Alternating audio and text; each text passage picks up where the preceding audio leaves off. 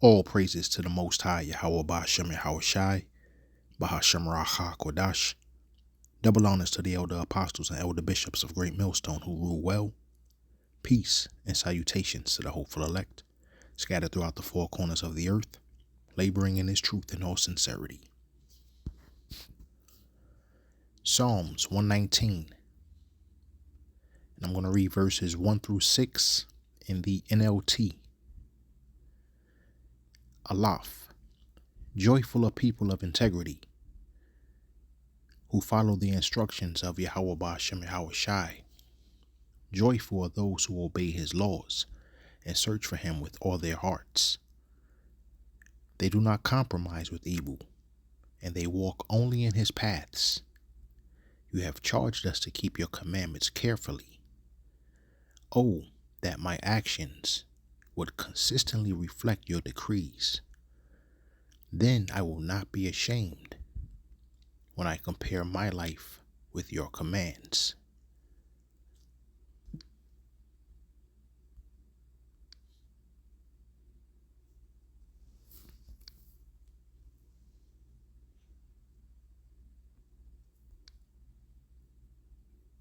A lot more that all of you. Another place that India leads, but there's a lot more that all of you can be involved in driving forward, is this digital public infrastructure. No country is more able to take government benefits and get them out efficiently and effectively to their citizens than India. You would have expected rich countries or others to do that, but in fact, they did not. And so that basic structure that starts with identity and bank accounts and payments is just foundational. And as part of this visit, I'm now seeing how that foundation is being built out in agriculture with profiles of farmers to understand what they need and give them advice, built out with health records so that we can help people not only with infectious diseases, but the challenge that's coming in the future with the growth of the non-communicable diseases being a huge thing. And that digital public infrastructure will help us with these climate problems. I was in Odisha yesterday, and what they showed is that they've registered the farmers and registered what type of crops they grow and what land they own. They literally have a control center. When you walk in, you think, wow, this is agriculture, but you've got a command center and maps and people doing queries and sending out messages. And so that all starts, with an Aadhaar identity, listing those farmers, getting the information, making sure it's up to date. Another place that Okay, that was off of an account here on X.com, formerly known as Twitter. The account is Red Pill Bot, and that was Bill Gates. And it says the merging of biometric digital ID, bank accounts, and payment systems is needed to safely monitor people's health records, keeping tabs on farmers, and tackling climate problems. Once again, that is Red Pill Bot off of X.com, and that was Bill Gates basically talking about the need for a digital public infrastructure. And he states, and I quote, that basic structure starts with identity, bank accounts, and payments. And he called it foundational. The basic foundation of this digital public infrastructure, once again, would be identity, bank accounts, and payments. So within this digital public infrastructure, he briefly touched on agriculture, which obviously goes into food and medicine, health and medical, banks and financial institutions. But we also know that there's the military, transportation, public school system, and the religious establishment. All of this would fall underneath digital public infrastructure in this country here.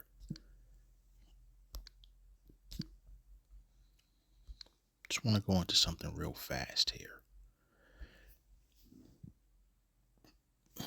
So I asked the Google AI overview, what is the new digital public infrastructure? Digital public infrastructure, DPI, refers to a set of foundational, interoperable digital systems that enable the delivery of public and private services at a societal scale. Often compared to physical roads and bridges, DPI provides the digital backbone of a modern economy, allowing people, governments, and businesses to interact seamlessly and securely. I'm just going to skip down just a little bit. The core components, pillars of DPI.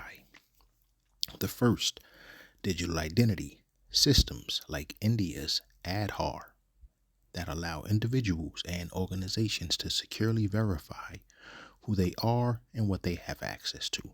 And you heard in the video there, Bill Gates basically stating that India pretty much leads the way with this digital public infrastructure so far. Digital payments, interoperable networks like Brazil's PIX or India's UPI that facilitate instant inclusive money transfers across different banks and sectors. And lastly would be data exchange, secure frameworks like Estonia's X-Road that let entities share personal information safely and with the owner's consent to access services like healthcare or social benefits. And I do believe Estonia is in Northern Europe. So this is once again that digital public infrastructure taking shape here that Bill Gates was talking about. And like I said in the video, he mentioned agriculture, health, and banks and financial institutions. But I want to just go into something really fast as well here.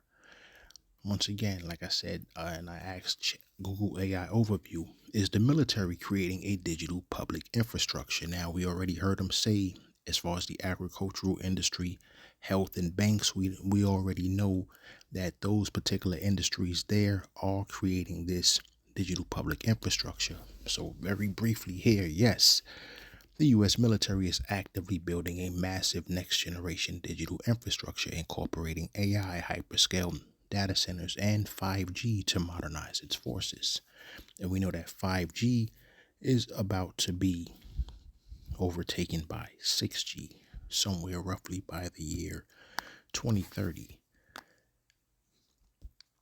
Next one up to bat was, and I asked, is the transportation sector creating a digital public infrastructure?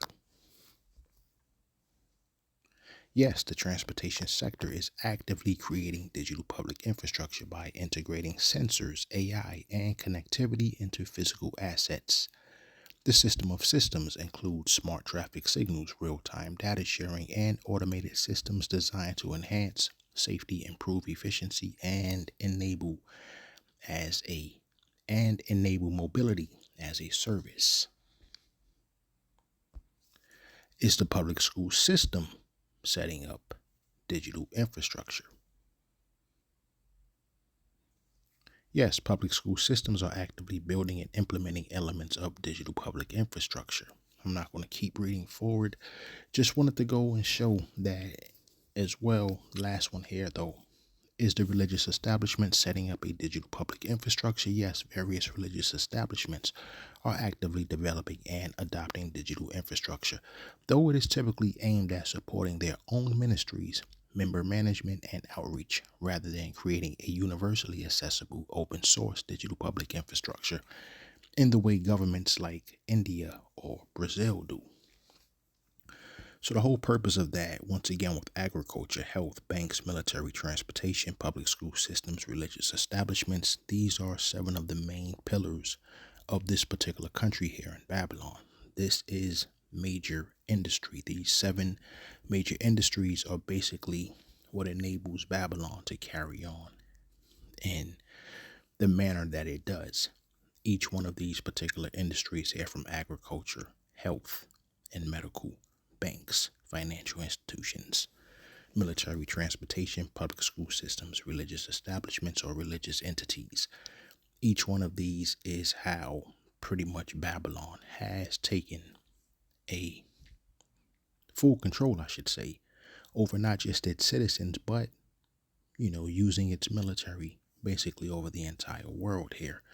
And this country is able to, you know, in each one of these particular fields, this country is able to gain a stronghold in not only this country here and amongst various communities in this country, I should say, but in various parts of the world as well. So once again, we see that this particular digital public infrastructure is starting to take shape, and this beast system is right at the precipice of being officially rolled out and ready to devour basically all who give up their faith and who want to continue under this present and wicked rulership.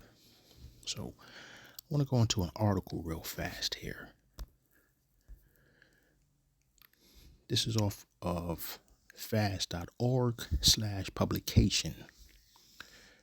FAST standing for, and you see it at the top of the screen, Federation of American Scientists.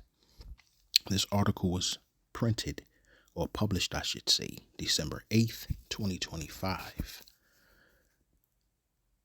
Government Capacity Day One Project, a Digital Public Infrastructure Act, should be America's next public works project. So this is something that the writer of this particular article is lobbying to have this as an actual act, meaning something that can actually be passed by Congress. So the U.S. once led the world in building railroads, highways, and the internet. Today, America lags in building the digital infrastructure foundation that underpins identity, payments, and data. Once again, we see these are the three core tenets of this digital public infrastructure. Once again, we see it as identity, payments, and data. Public digital systems should be essential to daily life as roads and bridges, yet America's digital foundation is fractured and incomplete. I'm going to scroll down just a little bit. DPI, digital public infrastructure, consists of interoperable, open, and secure digital systems that enable identity verification, digital payments, and data exchange across sectors. Its foundational pillars are digital identity, digital payments, and digital exchange. Let's go into the verse, and I would be remiss if I did not go into Revelation chapter 13. Revelation chapter 13, and I'll scroll down to 16 and 17. NLT, he required everyone, small and great, rich and poor, free and slave, to be given a mark on the right hand or in the forehead. And no one could buy or sell anything without that mark, which was either the name of the beast or the number representing his name. And this is why you're going to keep seeing what you see right there in bold print in the middle of the screen: digital identity, digital payments, and digital exchange. This right here is basically what Revelation chapter 13, 16, and 17 has warned us about. And we are right here in this particular day and time. There's no way around this. I'll continue to read.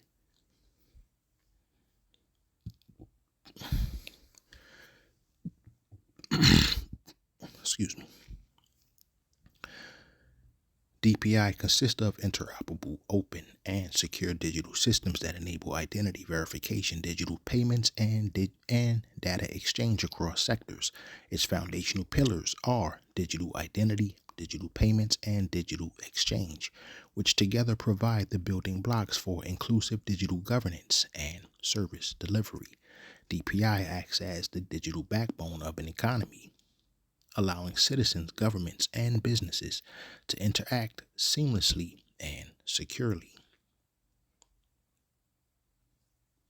I'm going to scroll down just a little bit.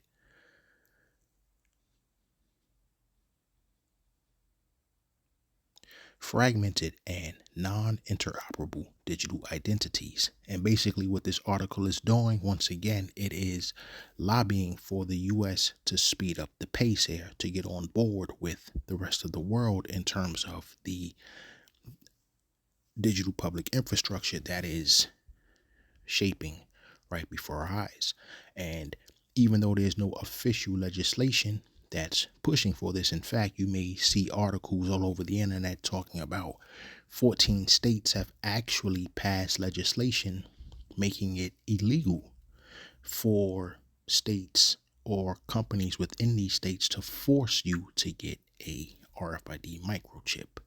And once again, and I have gone over this several times in past videos, the state or a company or no particular entity has to force you to get this particular mark. What they can do is make life so difficult for you to where you would eventually volunteer to get the mark. So, for instance, if you can't pay your rent unless you have this particular mark, or you can't pay your light bill, or you can't pay for food, or you can't put gas in your car, eventually you'll fold if you're not covered with the blood of Hamashai, Yahushai, if you're not of that number. So, once again, let's get back into this article, fragmented and non-interoperable digital identities. Digital identity. The U.S. has no universal digital identification system, and that is what they're pushing for. Proving who you are online often relies on a jumble of methods like scanning driver's licenses, giving your social security number, or one-off logins. Unlike many countries with national e-ID schemes, the U.S. relies on the Real ID law, which sets higher standards for physical driver's licenses. So the author of this particular article, once again, is lobbying for the U.S. to get on board with the rest of the world. Once the U.S. gets on board, and this is why you often have heard probably in the past, the U.S. is like that last beacon of hope for the world. It's like that last light. Incidentally, the U.S. is Babylon, so this particular country could never be that beacon of hope or that shining light. It could never be that. This is Babylon, and eventually the U.S. is actually going to lead the way in terms of the digital ID, digital payments, and the last one there slips my mind really fast here, but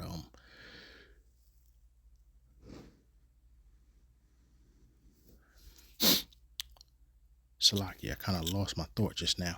But once again, the U.S. is going to eventually lead the way in this particular technology, and that is the reason why India right now leads the way in this technology as far as a digital public infrastructure. They're leading the charge on this right now. This is why the U.S., for the past maybe decade or so now, they've been bringing a whole lot of these East Indian Hindus into this particular country here and putting them all throughout various industries. They have basically taken over the tech sector in terms of H-1Bs because they are already used to this particular system. They are here to help usher it in. They are basically here, and they've been put into the tech sector and these various jobs across the country to help speed this process up. This is why Nero first stated, hey, I'm getting rid of the H-1B visa program, but then he kind of changed his mind, and it's still in effect because the ruling class elite basically told him, no, we need them here to do what they're doing because America is moving too slow. We need America to really get on board, which is why Nero did not get rid of the H-1B visa program, as he mentioned he would do right at the beginning of his second term. I want to scroll down a little bit. Fragmented digital payment infrastructure. Digital payments, the U.S. still lags. Once again, it's telling you how much the U.S. is actually behind here. The U.S. still lags in offering universal real-time payments accessible to all. The payments landscape is highly fragmented with multiple systems operated by both public and private entities, each governed by distinct rule sets. So I'm not going to read this entire article. It's really long. I was reading this earlier today.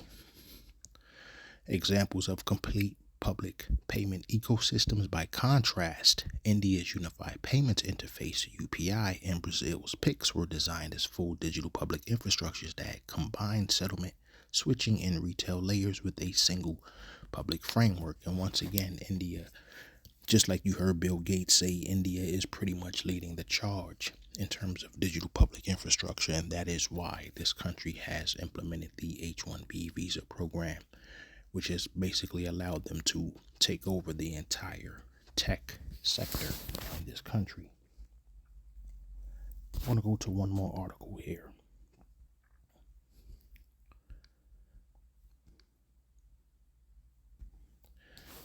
Nokia CEO says 6G will be here by 2030, but you might not access it via your smartphone. Now, this article was published initially May 24th, 2022, roughly 4 years ago.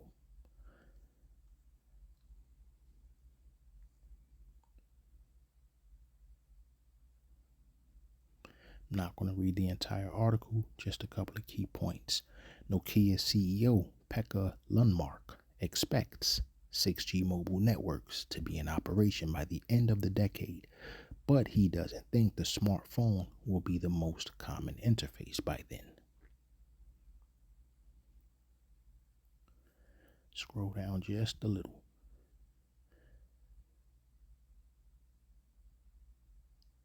Headquartered in Finland, Nokia builds telecoms networks that enable phones and other internet-enabled devices to communicate with one another.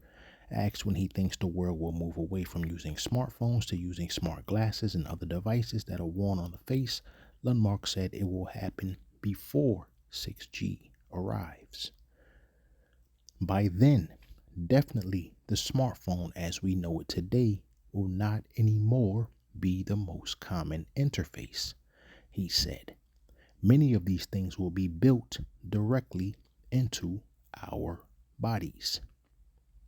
I'll read that paragraph one more time. By then, definitely the smartphone. Let's scroll back up real fast. Because remember, he says this will happen before 2030. Speaking on a panel at the World Economic Forum in Davos Tuesday, Lundmark said he expects 6G to hit the commercial market around 2030, which coincides roughly with when Huawei expects to see the technology on the market. That wasn't the actual paragraph I was looking for.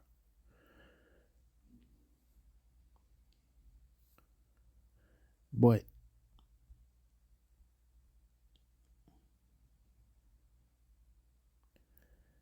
nonetheless, the target date is somewhere around 2030. So there it is once again. Lundmark says he expects 6G to hit the commercial market around 2030. And so we scroll down a little bit again and we see by then, definitely the smartphone as we know it today will not anymore be the most common interface. He said many of these things will be built directly into our bodies. He did not specify exactly what he was referring to, but some companies such as Elon Musk's Neuralink are working on producing electronic devices that can be implanted into the brain and used for communication with machines and other people. On a more basic level, chips can be implanted into people's fingers and used to unlock things. So I'm not going to go too much deeper into that particular article. Just wanted to make the point that this particular technology is gearing up here, and there's absolutely no way possible, if you're paying any kind of attention to what's going on in the world, that you cannot see that the implantable technology, the RFID micro chip, is indeed the MOTB mark of the beast.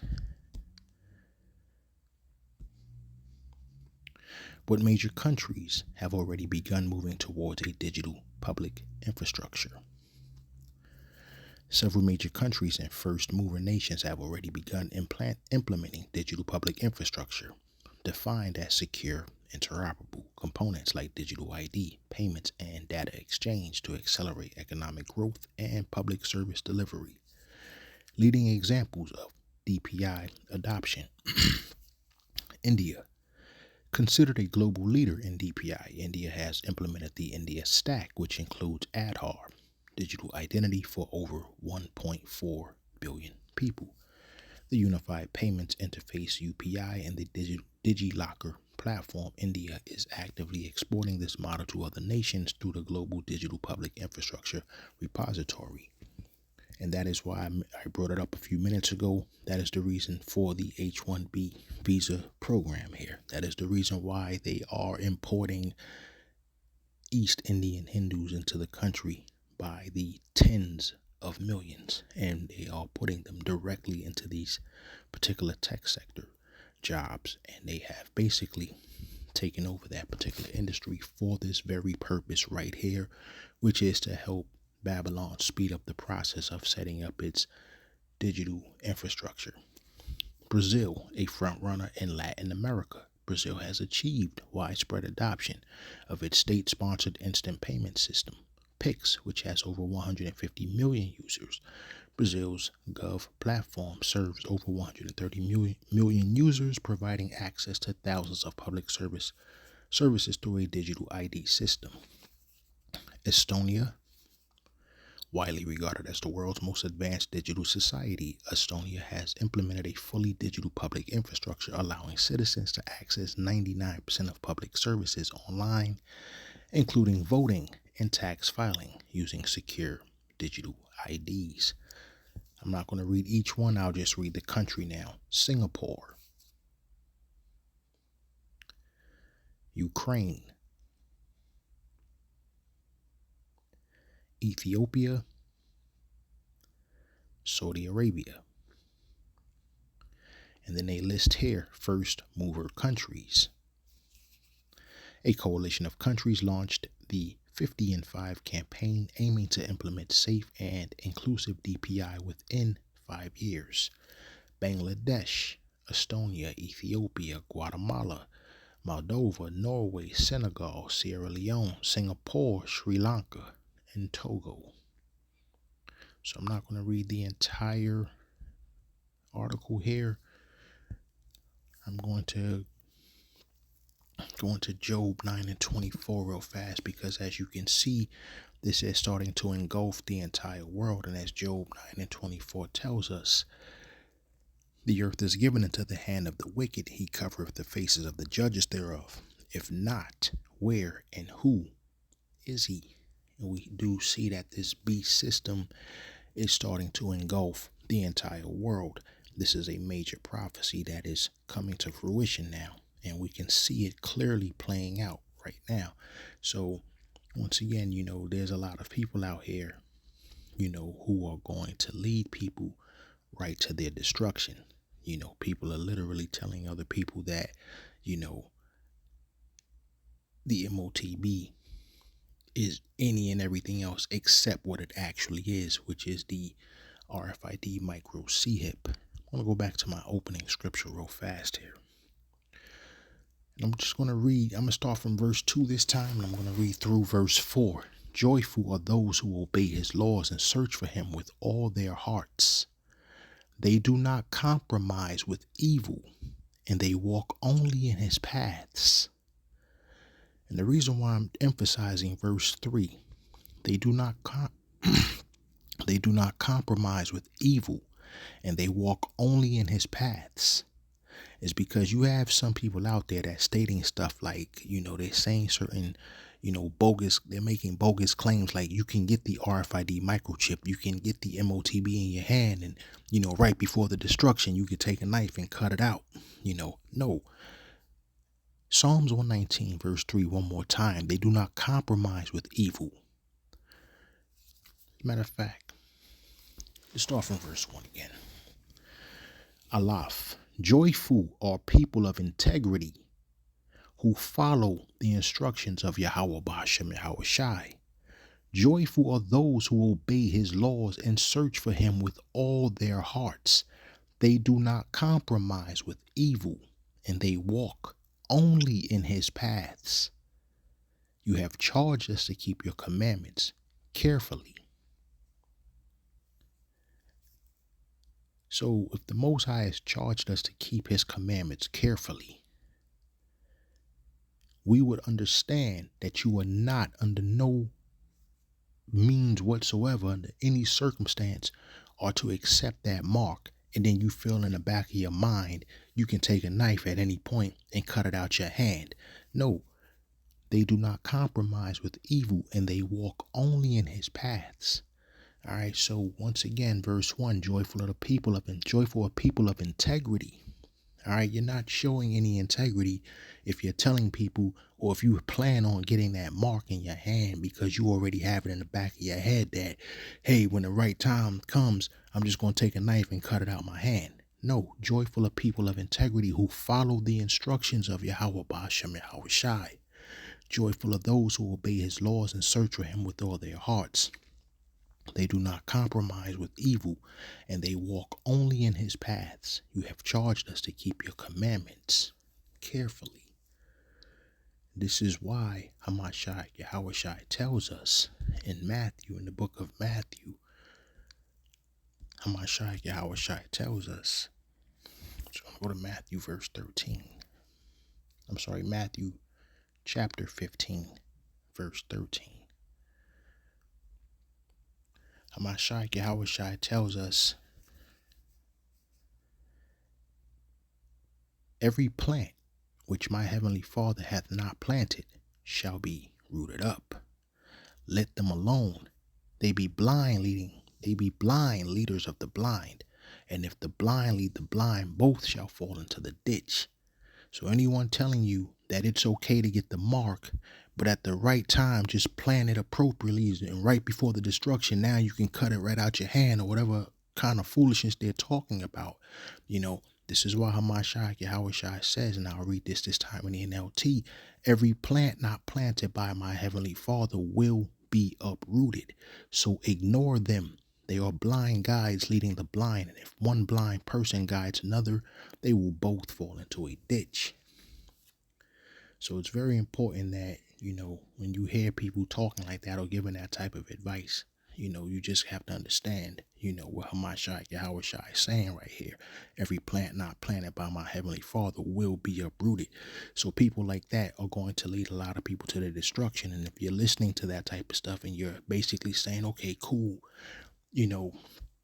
I can get the mark and then cut it out my hand at the right time.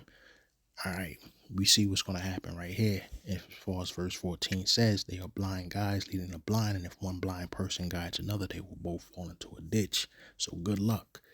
I'm just going to be honest, man. Anyone telling you that if you get the MOTB in your hand and then you can just take a damn knife and cut it out, it's straight up a bug out. They just bugging the fuck out, and that type of person, you have to thank the Most High, Yahweh Bashem Yahweh Shai, for actually, putting the spirit on the men of Great Millstone, starting with the apostles on down, because they have relentlessly beat this into people's heads to the point right now, this very moment in time, where if you still can't see this, or if you're still in denial about this, or if you still are trying to say that the MOTB is any or everything else except exactly what it is, what the men of Great Millstone, starting with the apostles and the bishops and the elders of this particular camp, Great Millstone, have been teaching diligently what it is over the course of the past few decades now, then you're nothing more than a stumbling block if you're teaching anything contrary to that. So I'm not going to make this video too long. I think the point has been made, and I pray that this video has been edifying and reaches the ears it's supposed to reach. Shalom.